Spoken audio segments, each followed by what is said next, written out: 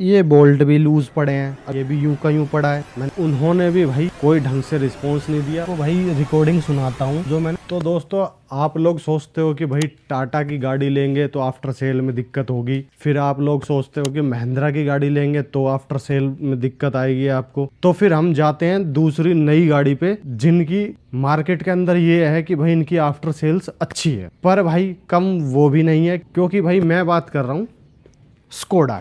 तो मैं आप लोगों के सामने आज इसका सर्विस सेंटर एक्सपीरियंस बताऊंगा आपको। मेरी गाड़ी को 1 साल हो गया। इसमें क्या होता है कि भाई या तो 1 साल होने पे सर्विस कराओ या फिर 15,000 किलोमीटर चलने पे तब सर्विस हो। तो मेरी गाड़ी 10-11 हज़ार चली पाई, तो साल भर में किलोमीटर के हिसाब से तो हो नहीं पाई। टाइम पूरा हो गया था, साल भर हो गया था, तो इसलिए इसकी सर्विस करवानी पड़ी। तो आज की इस वीडियो में मैं आपके साथ अपना सर्विस एक्सपीरियंस शेयर करूंगा। और मैंने टाटा महिंद्रा का नाम इसलिए लिया है क्योंकि भाई इन्होंने भी कोई कसर नहीं छोड़ी आफ्टर सेल्स खराब करने में, जो कि आपको धीरे धीरे वीडियो में अब पता चले। तो भाई जैसे कि मैंने थोड़े दिन पहले रील डाली थी गाड़ी की, जिसमें मैंने इंजन के यहाँ पे उन्होंने बोल्ट वगैरह छोड़ दिए थे, लूज वगैरह छोड़ दिए थे, लगाए नहीं थे। उसकी मैंने रील डाली थी कि भाई ये स्कोडा वालों ने ये क्या करा है, देख लो। मेरी वाइब्रेशन की प्रॉब्लम थी, उसके चक्कर में वो गाड़ी गई थी, तो वहां पे उन्होंने ढंग से पैक करके गाड़ी को नहीं दिया। तो अब जब मेरी गाड़ी सर्विस के लिए गई तो मैंने उनको बोला था, सर्विस एडवाइजर को, कि भाई इसको सही कर दें। उन्होंने भी भाई कोई ढंग से रिस्पॉन्स नहीं दिया। वहां पे बोले ठीक है कर देंगे, कोई दिक्कत नहीं है। गाड़ी आती है सर्विस होने के बाद 2 दिन बाद, मतलब एक तो इन्होंने भाई 2 दिन लगा दिए गाड़ी सर्विस करने में। पिक एंड ड्रॉप की सर्विस थी, घर से मेरे गाड़ी लेके गए थे, 11-12 बजे लेके गए थे, और नेक्स्ट डे इन्होंने 2-3 बजे मुझे वापस गाड़ी लाके दी थी सर्विस। खाली सर्विस होनी थी और कोई प्रॉब्लम थी नहीं। तो भाई 2 दिन की सर्विस के बाद गाड़ी आती है घर पे, तो मैं आते ही चेक करता हूँ क्या कि भाई, क्योंकि मुझे पता है भाई सर्विस तो उन्होंने ऑब्वियसली करी होगी भाई, पर मैं ये चेक करता हूँ कि उन्होंने जो मैंने प्रॉब्लम बताई थी वो सोल्व हुई या नहीं हुई। तो मैं आपको दिखाता हूँ।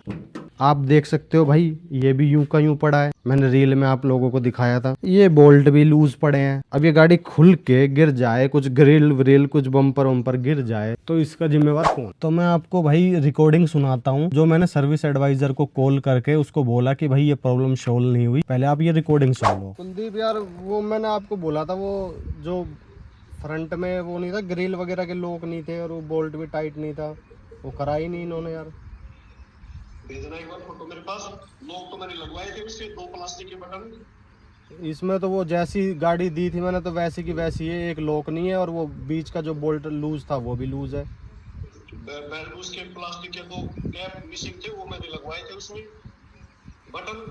भेजो एक बार फोटो। मैं फोटो भेजता हूँ। तो भाई जैसा कि आपने सुना, उन्होंने बोला कि भाई मेरे को फोटो भेज दो। मैंने उनको फोटो भेज दी कि भाई तुमने ये किया नहीं सही। उसके बाद ना सर्विस एडवाइजर का रिप्लाई आया ना कुछ आया। उसके बाद भाई मेरे पास आता है इनका लिंक फीडबैक देने का, जो कि शोरूम की तरफ से, सर्विस सेंटर की तरफ से आता है कि भाई आप 5 स्टार दोगे, क्या दोगे। तो उसमें मैंने भाई इनको रेटिंग कर दी डाउन। ये क्या है, ये इतनी समझदारी करते हैं कि पहले ये रेटिंग डालते हैं अपने सर्विस सेंटर की तरफ से कि भाई कस्टमर क्या रेटिंग दे रहा है, ताकि आगे मेन स्कोडा जब रेटिंग के लिए बोले तब ये उन चीजों को बहला फुसला सके। तो भाई मैंने उसमें रेटिंग डाल दी कि भाई इन्होंने ऐसे ऐसे काम नहीं किया, सिर्फ सर्विस की। और जो सर्विस एडवाइजर था भाई वो भी ज्यादा ध्यान दे रहा है कि भाई अलाइनमेंट करवा दूं सर, ड्रैगलिंग करवा दूं सर, एसी कोयल साफ करवा दूं सर, मतलब वो अपना बिल बढ़ाने में, अपना इंसेंटिव बढ़ाने में उसमें लगा हुआ है। जो मेन प्रॉब्लम है उस पर ध्यान नहीं दे रहा है। कुछ कुछ जो फालतू के, जो जिससे उसका पैसा बढ़े, अमाउंट बढ़े, इंसेंटिव बढ़े, उसमें ज्यादा ध्यान दे रहा है। भाई मैंने रेटिंग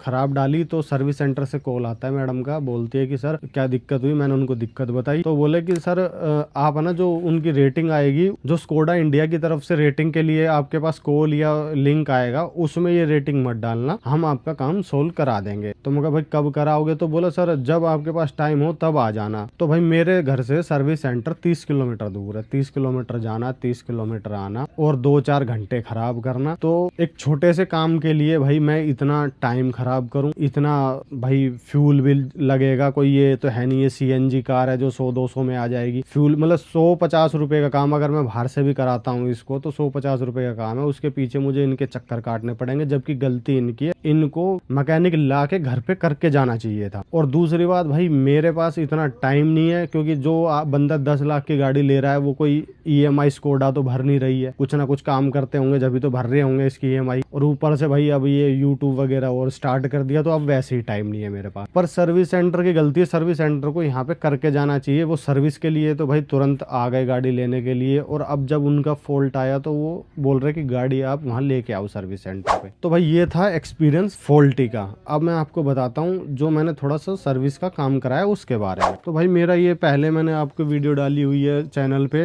ये कूड़ा बन चुकी थी, ये स्टिकर वगैरह हट गए थे, तो मैंने ये दोबारा से लगवाया, तो इनकी कॉस्ट मेरे को आई 1000 रुपए। और भाई मैंने इसमें वाइपर चेंज कराए, ये खाली ये ब्लेड चेंज कराए दोनों, क्योंकि मेरा ये ब्लेड भी खराब था। मैंने वीडियो वगैरह भी डाली है, ये पहला सीजन भी ना पकड़ पाई। ये तो क्वालिटी है भाई स्कोडा की। इसकी कॉस्ट आई है 1300 के करीब। तो आप लोग मुझे कमेंट करके बताना, आप लोग भी डलवाते रहते होगे वाइपर, तो आपकी गाड़ियों में ये वाइपर कितनी कॉस्ट के पड़ते हैं। ये नॉर्मल वाइपर है, फ्रेमलेस वाले वो नहीं है, नॉर्मल वाइपर है। ये मेरे को स्कोडा से 1300 रुपए के पड़े हैं। तो आपकी गाड़ी में कितने के आते हैं वो भी कमेंट बॉक्स में बताना, ताकि लोगों को पता चले भाई स्पेयर पार्ट वाकई में महंगे हैं या सबके इतने ही लगते हैं। और दोस्तों एक पॉइंट और था, जो वाइब्रेशन की दिक्कत थी मेरी गाड़ी के अंदर, तो जो मैंने पहले वाले सर्विस सेंटर पे दिखाया था उन्होंने तो भाई उस वाइब्रेशन को प्रॉब्लम को एक्सेप्ट किया और देखा वेखा, हालांकि उनसे सोल्व उनसे भी नहीं हुई। फिर किसी भाई ने सजेस्ट किया यूट्यूब पे ही कि भाई आप दूसरे सर्विस सेंटर पे दिखाओ, तो मैंने अब की बार दूसरा सर्विस सेंटर चेंज किया था, तो उनको मैंने ये प्रॉब्लम दिखाई, तो वो बोले कि सर ये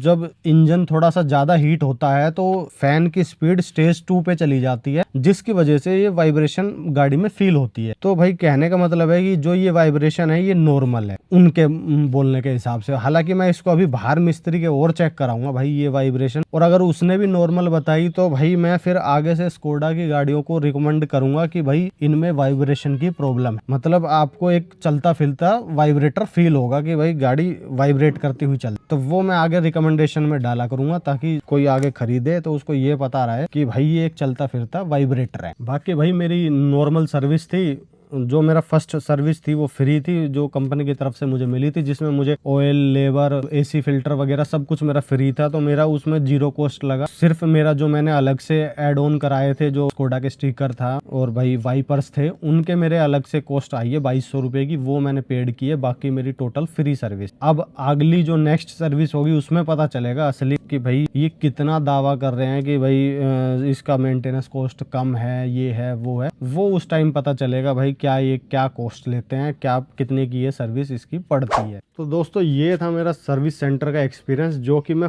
5 स्टार में से इसको 2 या 3 स्टार मुश्किल से दूंगा, क्योंकि भाई सर्विस तो हर कोई कर देता है, क्योंकि उसमें इनके इंसेंटिव बनते हैं, पैसा बनता है, पर मेन मुद्दा होता है आप प्रॉब्लम कितनी सोल्व कर पाते हो, वो ये कर नहीं पाए। ऊपर से मुझे ये बोले थे कि आप रेटिंग ये मत देना वो मत देना। तो दोस्तों क्या आपके साथ भी ऐसा बैड एक्सपीरियंस हुआ है आफ्टर सेल्स के बाद, सर्विस सेंटर से रिलेटेड कोई स्कैम हुआ हो या फिर कोई ऐसा ही एक्सपीरियंस हुआ हो? वो एक्सपीरियंस आप कमेंट बॉक्स के अंदर शेयर कर सकते हो, ताकि लोगों की हेल्प हो और लोगों को पता चले कि भाई दूध के धुले कोई नहीं। तो टाटा महिंद्रा तो वैसे ही बदनाम है, ये स्कोडा वाले भी भाई कम नहीं है। बाकी वीडियो इन्फॉर्मेटिव लगे तो वीडियो को ज़्यादा से ज़्यादा फेसबुक व्हाट्सएप ग्रुप पे शेयर मारो, लाइक फॉलो सब्सक्राइब कर ही दे।